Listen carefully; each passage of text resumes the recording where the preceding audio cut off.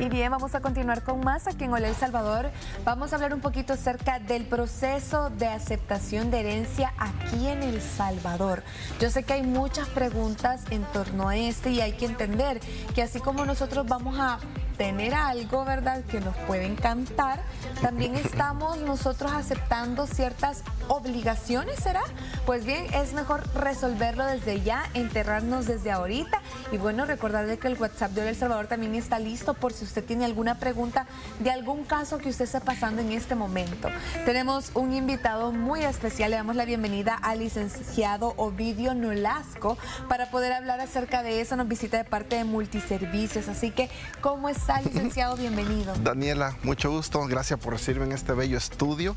Es para mí un honor pues que me hayan recibido y sobre todo que podamos compartir algunos tips de esta información que es muy clave, sobre todo por yo radicar allá en los Estados Unidos, es muy clave para la diáspora salvadoreña, ya que pues hay mucha demanda de procesos de aceptación de herencia desde los Estados Unidos por bienes aquí en El Salvador. Recordemos que aquí cuando nuestros compatriotas emprenden para Estados Unidos, padre, madre, esposa, incluso muchas veces quedan acá, y de pasar un suceso como la muerte de un ser querido aquí en El Salvador, incluso los que mueren allá, hay que hacer ese proceso de aceptación de herencia en El Salvador. Así que pues aquí estamos para tratar de llevar más información a nuestra comunidad, ya sea la que vive en El Salvador, pero también esto impacta mucho en Estados Unidos, ya que es un programa muy visto, y entonces qué bueno que podemos somos ese medio, digamos, para poderles dar información a nuestros compatriotas. Muchísimas gracias, licenciado. Así que comencemos hablando acerca de lo básico. ¿Qué es una aceptación de herencia y cuántos tipos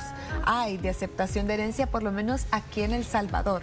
Sí, bueno, Daniela, cuando hablamos de procesos de aceptación de herencia, hay ciertos momentos que son cruciales, ¿verdad? Entre ellos, por supuesto, está la familia del duelo que sufre, todo lo que tiene que ver con los procesos funerarios y todo lo demás, pero también un momento crucial es la apertura de ese proceso de aceptación de herencia, y ahí hay varios aspectos que son bien relevantes que hay que tomar en cuenta, ¿verdad? Entre ellos es, ¿verdad?, bueno, ¿quiénes son los llamados a suceder? Los que todo el mundo puede decir, bueno, yo tengo derecho a esa herencia, pero el punto es, de conformidad a la ley, ¿quiénes son las personas que van a tener ese derecho para poder heredar? Eso es uno. Dos, cómo está la identidad de ese grupo que va a heredar, ¿verdad? Si los nombres, los apellidos, si están reconocidos o no están reconocidos, si esas actas de defunción, de nacimiento están registradas. Es increíble la cantidad de inconsistencias que a veces uno encuentra en las identidades de los compatriotas, digamos, allá en Estados Unidos. Yo lo repito y digo, estamos allá y casi todos estamos luchando para arreglar nuestra identidad, tener un estatus legal en Estados Unidos, pero muchas veces no somos capaces de obtener un DUI porque nuestra información aquí, en los registros de los estados familiares de las alcaldías, no está correcto. Los apellidos están malos, las fechas de nacimiento están mal. Entonces, nosotros lo podemos ver de primera mano, digamos. Entonces, cuando hablamos de procesos de aceptación de herencia, es crucial, ¿verdad?, que tener la identidad correcta. Luego ver si hay bienes, efectivamente, si entre el grupo familiar que va a heredar, si hay acuerdo, porque muchas veces, Daniela, el grupo familiar pues son hermanitos y todo lo demás, pero viera cómo hay ciertas disputas entre ellos. Claro. Y entonces hay que poner todo sobre la mesa para aclarar cómo funciona lo del artículo 988 del Código Civil, que es el que un poco distribuye todo esto, que son como las partes cruciales. Cuando hablamos de aceptación de herencia, y vuelvo así como más puntual a la pregunta que usted me hacía, es el proceso de aceptación de herencia puede ser vía judicial o vía notarial, porque nosotros también, los abogados notarios, podemos hacerlo ante nuestros oficios y a través de la escritura pública, ¿verdad?, mandar a registrar esa declaratoria de heredero, pero preferiblemente lo hacemos en 90%, digamos así, ¿verdad?, vía judicial, porque qué mejor que una autoridad tan solemne como es el juez, para que sea él quien dé la sentencia, la declaratoria de heredero definitivo, y así pues que el grupo familiar esté tranquilo. Licenciado, hablemos de casos puntuales. Por ejemplo, si de pronto yo tengo algún hermano, algún hijo, algún papá, algún familiar con el que yo comparta una herencia y esa persona está viviendo en Estados Unidos. Para poder resolver este tema, ¿verdad?, es necesario que él venga a El Salvador para poder aceptar la herencia, o los trámites se pueden hacer desde allá. Bien sabemos, ¿verdad?, de que hay muchos de nuestros hermanos salvadoreños que radican en el exterior, ¿verdad?, y que, bueno, alguien fallece y pues la herencia estaba compartida, no solamente era yo, tal vez esta persona que está fuera del país.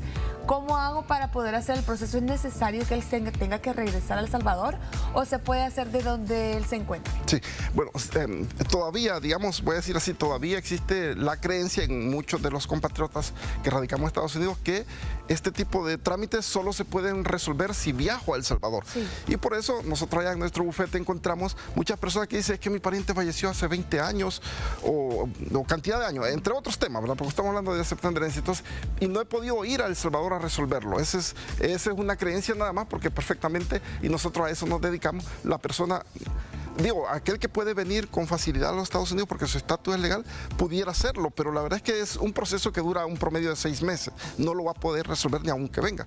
Entonces, pero máxime los que no pueden viajar a El Salvador, y entre más tiempo y no aceptan herencia, la herencia se complica un poco más, el proceso, recoger documentos.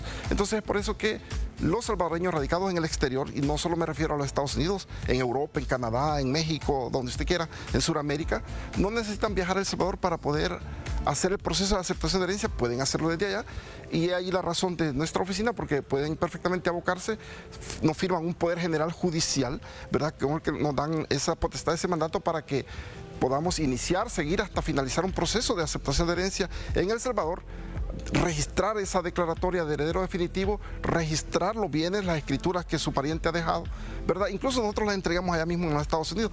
La persona lo único que tiene que hacer es visitarnos y el proceso nos encargamos nosotros. Perfecto. Y en base a esto, ¿existirán algunos requisitos legales para que esas personas puedan aceptar la herencia estando en Estados Unidos?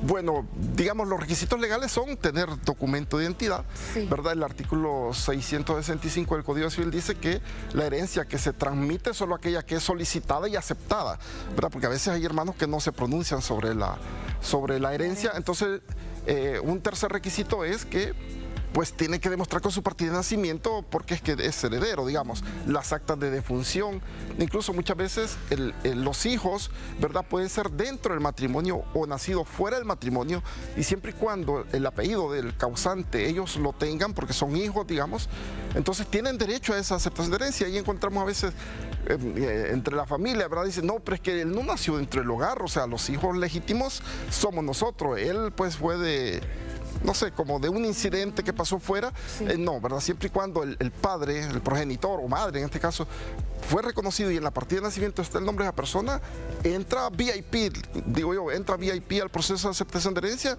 y pues el juez le va a dar equitativamente a cada quien lo que le corresponde conforme al número de personas que están aceptando herencia. Ok, eso es muy interesante, ¿verdad? Porque hay cosas que ya quedaron en el pasado, que han cambiado mucho y que hay que tomar nosotros en cuenta.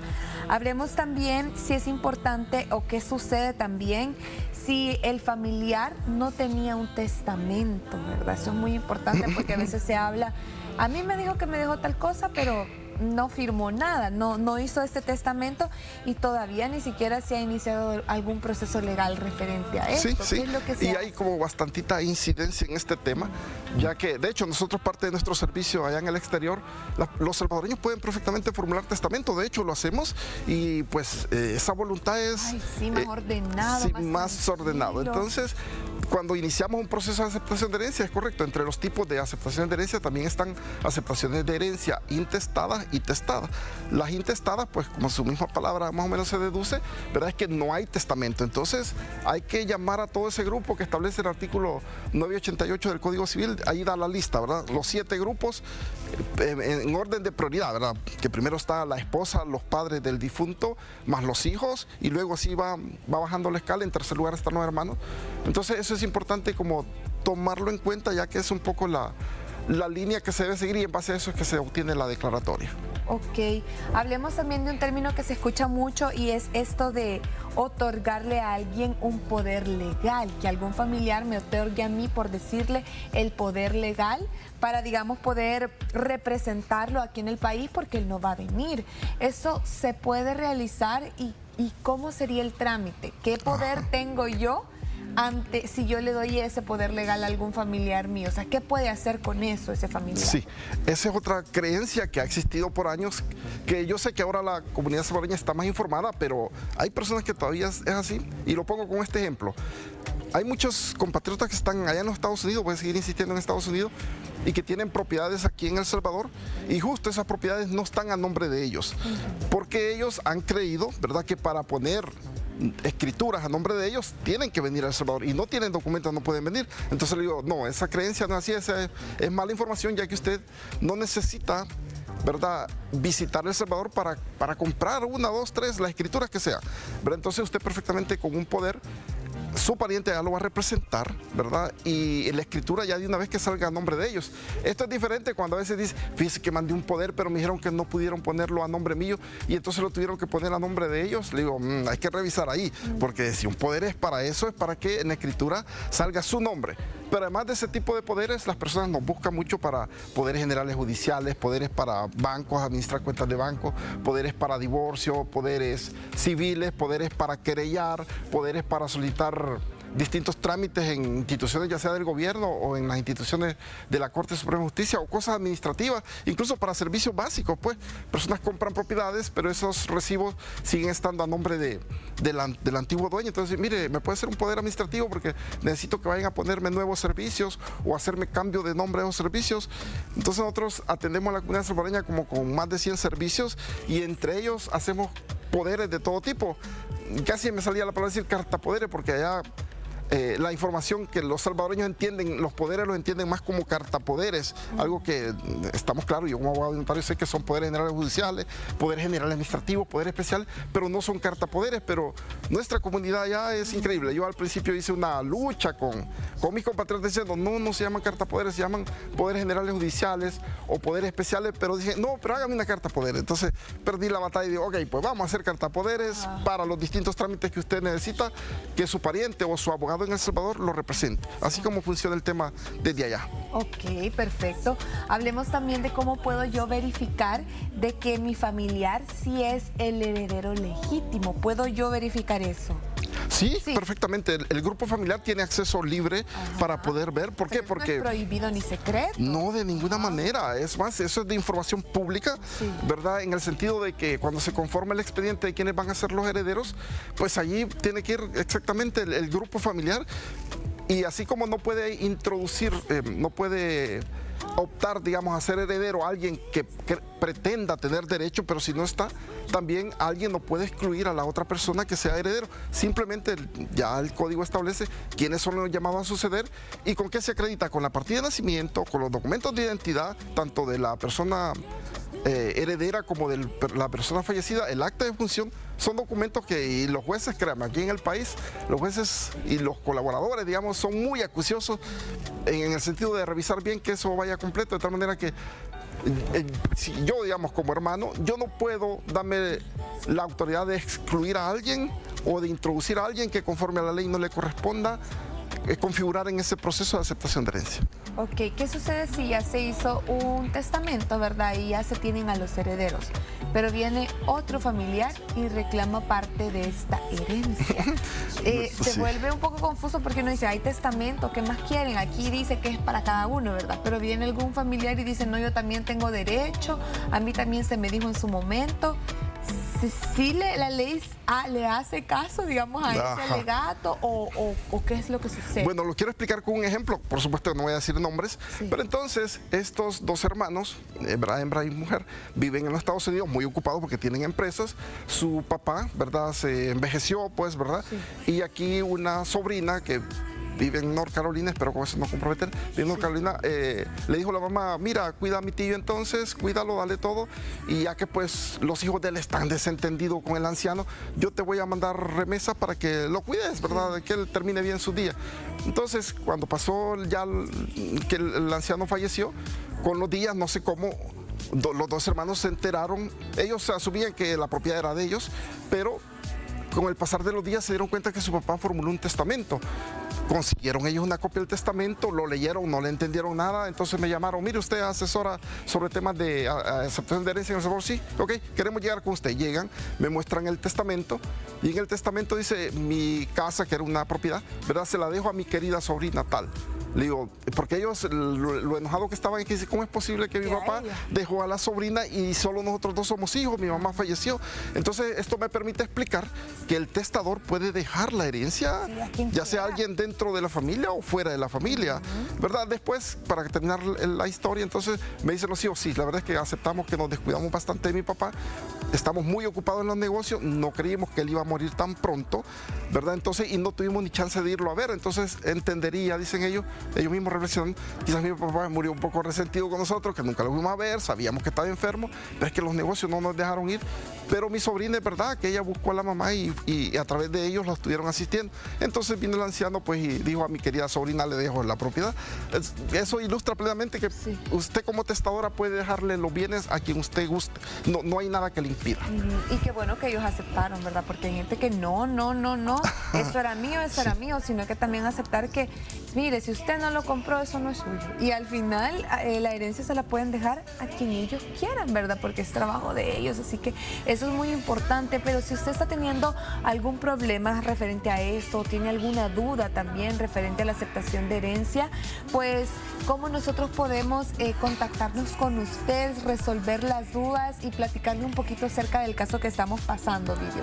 Bueno, nosotros tenemos dos números, el de El Salvador y el de Estados Unidos. En el caso de El Salvador es 6044-0047, lo voy a repetir, 6044-0047. Y en los Estados Unidos el 540-246-7877. 540-246-7877. Tenemos nuestras redes sociales, mi fanpage que es Carta Poder El Salvador. También pues mi perfil personal que es Ovidio Nolasco, ahí yo divulgo todo este tipo de información, ¿verdad? También pueden visitarnos en nuestra oficina. Nosotros estamos ubicados allá en el corazón de la ciudad de Manasa, una sociedad muy industrial de mucha tecnología, increíble cómo se está desarrollando en tecnología, en ensamblaje de drones y chip y otro montón de cosas. Nosotros estamos justo en el corazón de esta bella ciudad, ahí en Virginia.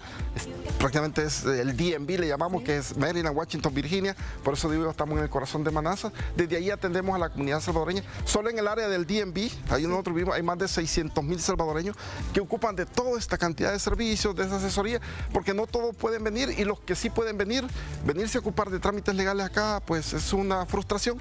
Entonces nosotros le facilitamos todos esos procesos. Perfecto, licenciado, muchísimas gracias. Así que la invitación está tanto aquí en El Salvador como en Estados Unidos. Usted puede contactarse con ellos.